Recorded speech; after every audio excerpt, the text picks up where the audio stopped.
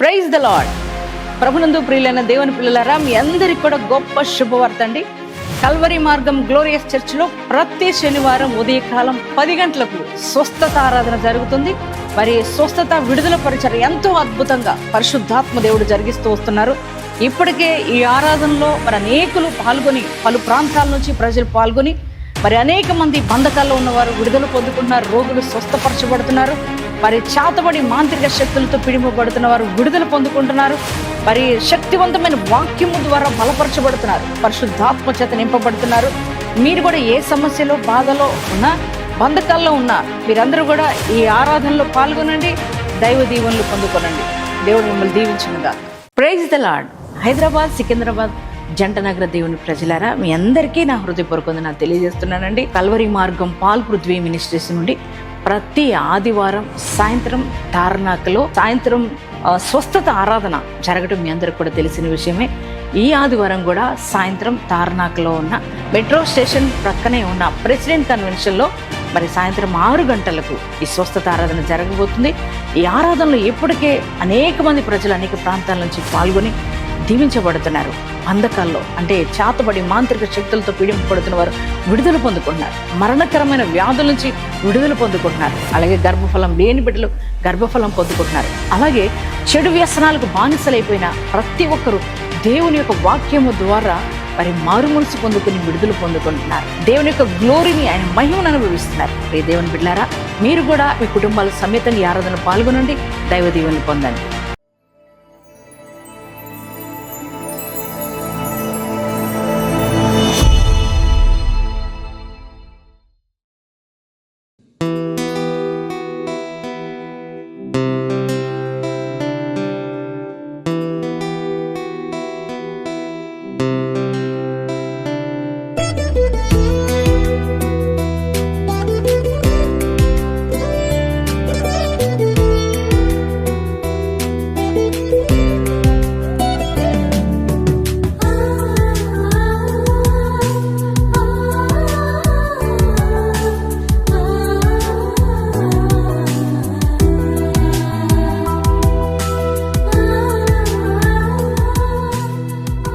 Praise the lord.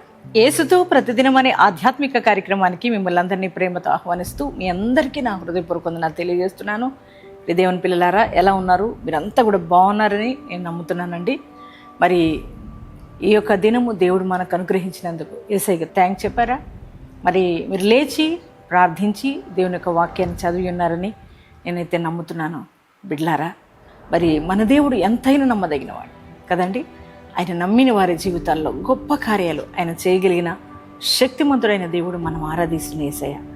నిజంగా ఆయన ప్రేమను, ఆయన కృపను అనునిత్యం మనకు అనుగ్రహిస్తూ మనల్ని నడిపిస్తున్నారు. మరి ప్రతి ఉదయం లేవగానే చక్కటి శ్రేష్టమైన వాగ్దానాలు వింటూ మనం ఎంతగానో బలపరచబడుతున్నాం కదా. ఈరోజు కూడా దేవుడు శ్రేష్టమైన వాగ్దానం ప్రభు మనకిచ్చారు. ఆ వాగ్దానం ఏమిటో చదువుకుందాం. నిర్గమాకాండము 15వ అధ్యాయము 26వ వచన చివరి భాగాన్ని చదువుకుందాం. నిన్ను స్వస్థపరచు యెహోవాను నేనే. Praise the lord. ఎంత చక్కని మాట కదా. దేవుడు అంటున్నారు, మాట్లాడుతున్నారు. ఆయన అంటున్నారు, నిన్ను స్వస్థపరచు యెహోవాను నేనే అని అంటున్నారు.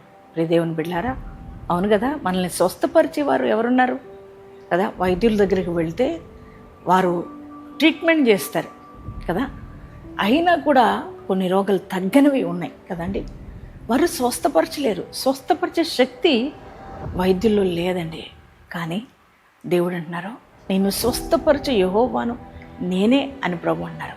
ప్రియ దేవుని బిడ్డ, ఈ వాగ్దానం వింటున్నా మరి మీ జీవితాల్లో మీ శరీరంలో ఎటువంటి రోగాలతో బాధపడుతున్నారో, మరి మరణకరమైన వ్యాధులతో ఉన్నారా?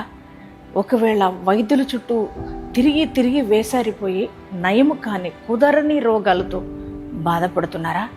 ఒకవేళ దీర్ఘకాలిక వ్యాధులు, షుగర్, బీపీ, థైరాయిడ్, మరి ఇటువంటి దీర్ఘకాలిక వ్యాధులతో బాధపడుతూ అరే జీవితాంతం ఈ ట్యాబ్లెట్సే వేసుకోవాలి, ఇక నాకు స్వస్థత లేదు, ఇక నాకు మరి ఈ రోగం పోదు అని ఒకవేళ దిగులుతో ఉన్నారా? మరి దేవుని బిడ్డలారా, మరి వైద్యులు చెప్పారేమో జీవితాంతం మెడిసిన్ వేసుకోవాలి, ఈ యొక్క రోగం మీకు అస్సలు పోనే పోదని వైద్యులు అన్నారేమో. దాన్ని బట్టి మీరు కృంగిపోతున్నారా? ఒకవేళ మీ బిడ్డలు కానీ, నీ భర్త కానీ, నీ భార్య కానీ, నీ తల్లిదండ్రులు కానీ ఒకవేళ రోగంతో మంచాన్ని పడి ఉన్నారా? ఈ యొక్క రోగం పోదు, మా చేతనైనంత వరకు మేము వైద్యం చేసాం, మా వల్ల కాదని చెప్పి డాక్టర్లు విడిచిపెట్టారా? ఒకవేళ అటువంటి విడిచిపెట్టబడిన పరిస్థితుల్లో మీరు ఉండి బాధపడుతూ కృంగిపోతూ మా జీవితం ఇంతే అని బాధపడుతున్నారా? ఈ ఉదయకాలం ప్రభు నీతో మాట్లాడుతున్నారు. ఆయన అంటున్నారు, నువ్వు బాధపడొద్దు, నువ్వు కృంగిపోవద్దు, నిన్ను స్వస్థపరచువాడని నేనున్నాను కదా, నిన్ను నేను స్వస్థపరుస్తానని ప్రభు అంటారు. అది మరణకరమైన వ్యాధి అయినా, అది క్యాన్సర్ అయినా, హెచ్ఐవి అయినా, మరణకరమైన వ్యాధి అయినా కానీ, హార్ట్ ఒకవేళ ఫెయిల్ అయినా, ఒకవేళ హార్ట్ వాల్స్ బ్లాక్ అయినా, అలాగే కిడ్నీల ప్రాబ్లంతో బాధపడుతున్నా, ఒకవేళ మరి ఎనీ డిసీజెస్, ఎటువంటి వ్యాధులతో బాధపడుతున్నా దేవుడు నేను ముట్టి స్వస్థపరుస్తాను ప్రభు అన్నారు కదా. యేసుక్రీస్తు ప్రభు దగ్గరికి ఈ భూమి మీద సంచరించినప్పుడు నానా విధ రోగాల చేత పీడింపబడుతున్న వారిని ఆయన దగ్గరికి తీసుకొచ్చారండి. ఆయన దగ్గరికి వచ్చినప్పుడు యేసయ్య వారిని ప్రేమించి మరి వారిని ముట్టి వారిని స్వస్థపరిచారు కదండి, స్వస్థపరిచి పంపారు. మరి వారందరూ బాగుపరచబడినట్లుగా, వారు స్వస్థపడినట్లుగా మనం లేఖనాల్లో చూస్తున్నాం. మరి ఈరోజు దేవుడు నీతో మాట్లాడుతున్నాడు. కృంగిపోయి బాధతో, అరే నాకు ఈ వ్యాధి తొలగిపోదు, వైద్యులు వదిలేశారు, మరి ఇక కొన్ని రోజులే అన్నారు, ఇక నేను బ్రతకనేమో, ఇక నేను జీవించనేమో, నా జీవితం అయిపోయిందేమో అనుకుని కృంగిపోతున్నావేమో. నువ్వు కృంగిపోవాల్సిన అవసరం లేదు. యేసయ్య నీతో మాట్లాడుతున్న ఈ రోజున, బిడ్డ ఎందుకు దిగులు పడుతున్నావు, కృంగిపోతున్నావు, నిన్ను స్వస్థపరుస్తాను అన్నాడు. అబ్బా ఎంత గొప్ప దేవుడు కదా. ఆయన పొందిన దెబ్బల వలన మనకు స్వస్థత కలుగుతున్నది కనుక నువ్వు భయపడొద్దు, కృంగిపోవద్దు. అది శరీర సంబంధమైన వ్యాధి అయినా, మానసిక సంబంధమైన వ్యాధి అయినా, ఆత్మ సంబంధమైన వ్యాధి అయినా, మరి మనం ఆరాధిస్తున్న యేసయ్య నిన్ను స్వస్థపరచబోతున్నాడు కనుక ఈ వాగ్దానం బట్టి ధైర్యం తెచ్చుకోండి. మరి ఎంతమంది విశ్వాసంతో ఈ వాగ్దానం రిసీవ్ చేసుకున్నారో వారందరి జీవితాల్లో ఈ వాగ్దానం నెరవేర్చబడును గాక. ప్రార్థన చేసుకుందామండి. Thank you father. పరిశుద్ర మహోన్నతులకు దేవానికి వందనాలయ్యా. నాయన ఈ వాగ్దానం వింటున్న బిడ్డలు నాయన ఎటువంటి రోగాలతో బాధపడుతున్నారేమో ప్రభా, అయ్యా కుదరని వ్యాధులేమో, వైద్యుల చుట్టూ తిరిగి వేసారిపోయిన స్థితిలో ఉన్నారేమో, ఒకవేళ మరణకరమైన వ్యాధులేమో, నానా విధ రకాల రోగాల చేత పీడింపబడుతూ అయ్యా నాయన మంచానికే పరిమితం అయిపోయిన వారు ఉన్నారేమో, దీర్ఘకాలిక వ్యాధులతో బాధపడుతున్న వారేమో ఉన్నారేమో, వారిని ముట్టి తాకి స్వస్థపరిచి యెహోవాను నేనేనన్నావు కదయ్యా. అవును డాడీ, నువ్వు మాత్రమే స్వస్థపరుస్తావు డాడీ. అయ్యా నీకంటే వైద్యులు ఎవరున్నారయ్యా, నువ్వు పరమ వైద్యుడివి ప్రభా. మీరు పొందిన దెబ్బలలో స్వస్థత ఉంది, మేము నమ్ముతున్నాం ప్రభా. ఈరోజు ఈ వాగ్దానం వింటున్న ప్రతి బిడ్డను ముట్టి స్వస్థపరచండి అయ్యా. అది నాయన శరీర సంబంధమైన వ్యాధి అయినా, ఆత్మ సంబంధమైన వ్యాధి అయినా, మానసిక సంబంధమైన వ్యాధి అయినా యేసుక్రీస్తు నామంలో సంపూర్ణ స్వస్థత కలుగునుగాక. క్యాన్సర్ నుంచి యేసునామంలో విడుదల కలుగునుగాక అయ్యా.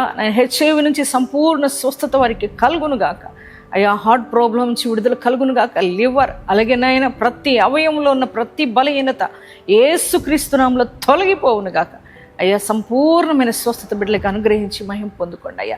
శరీర వ్యాధుల చేత, మచ్చల చేత, పొడల చేత అయ్యా నాయన ప్రభా, నాయన బాధపడుతున్న ప్రతి ఒక్కరిని కూడా ముట్టి తాగి స్వస్థపరచండి తండ్రి అయ్యా. ట్యూమర్స్, గడ్డలు, కణితులు అన్నీ కూడా యేసుక్రీస్తు నామములో కరిగిపోవునుగాక తండ్రి. నీకే స్తోత్రాలు చెల్లిస్తున్నాం ప్రభా అయ్యా. ఈరోజు నా తండ్రి ప్రభా, ప్రతి వారిని మీరు తాకినందుకు, స్వస్థపరిచినందుకు వందనాలు నాయన. ఈరోజు మ్యారేజ్ డేస్, బాడీస్ చేసుకున్న ప్రతి వారి జీవితంలో నూతనమైన కార్యాలు జరిగించండి, అద్భుత ఆశ్చర్య కార్యాలు వారి జీవితంలో జరిగించమని ప్రార్థిస్తున్నాం. ఈ దినమంతా నీ ప్రజెన్స్ మాతో ఉంచి నడిపించండి. యేసు నామములో ప్రార్థిస్తున్నాం తండ్రి, ఆమేన్.